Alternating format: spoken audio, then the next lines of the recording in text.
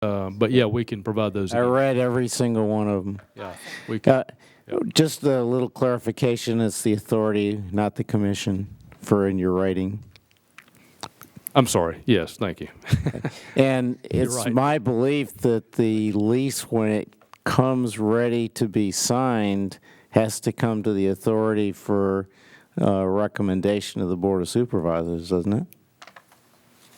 No, I don't think so. The lease has already been signed, I believe. No. No, not the lease. I'm talking about the big project lease has not been in front of the authority. The lease went, it is my understanding that the lease actually went through the commission authority and the Board of Supervisors in 2018, I'm getting my time. It was before I got here, so it was a couple of years ago. 2018. I thought that we were in the, okay, I'll go back and look at it. I didn't, The option agreement I and the- believe that they had to go through a bunch of steps before the final project was approved. So they have to go through the environmental step. They have to do check the boxes that are required by all leasees before we execute the lease. But no, as Aaron pointed out, is the research that I've done and my understanding is everything's been done and already approved for the actual lease. It's just the execution of the lease at this point, and this is part of what they're doing to be prepared to have the lease executed. So the M&D is the environmental element of it, and when the M&D is done, So there's nothing further that needs to go to the Board of Supervisors on this? the M&D. Just M&D? The M&D. And it's supposed to then come through here before it goes to the board? It will. Okay. It'll be here next month. So to clarify, Kip, the lease has not passed through this body, and what you're saying is the No, it lease has. doesn't. No, it has. It has. Yeah. It has 2 years ago. Probably 2 years ago, yeah.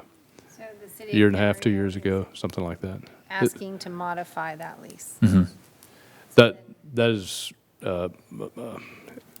that's Ms. Craven's request to discuss modifying the lease, as I understood it. Correct. Yes. Okay.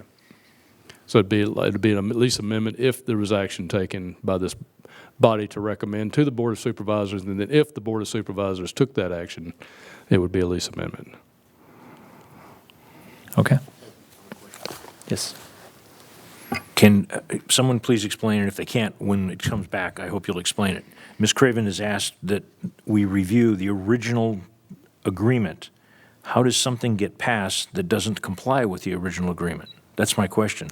So Ms. Craven can ask and has asked, and we will bring it back next month for discussion, which it would be here in front of you next month either way, because we were already bringing the M&D. Now we're going to have probably a separate agenda item next month in relation to the same topic, but this separate item will be for this body to discuss whether or not this body wants to explore trying to take action about an amendment of a lease.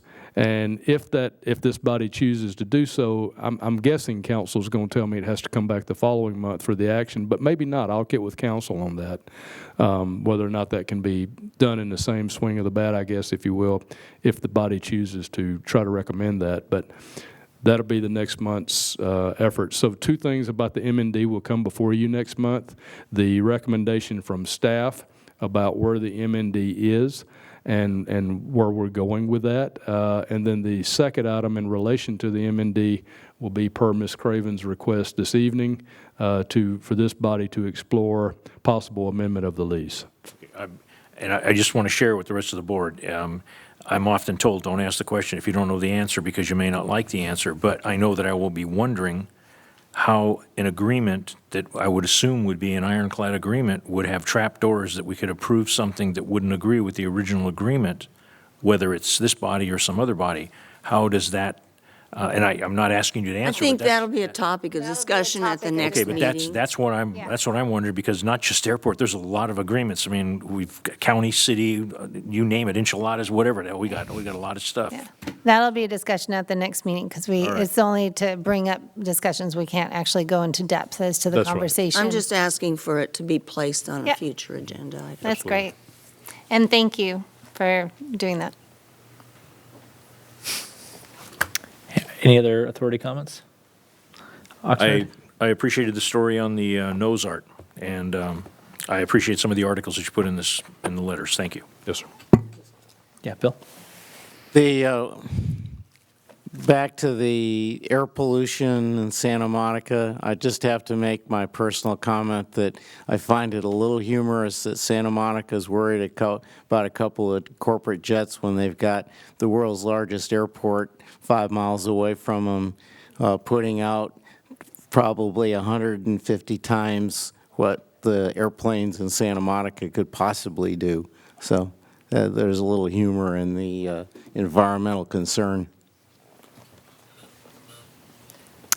Any other comments?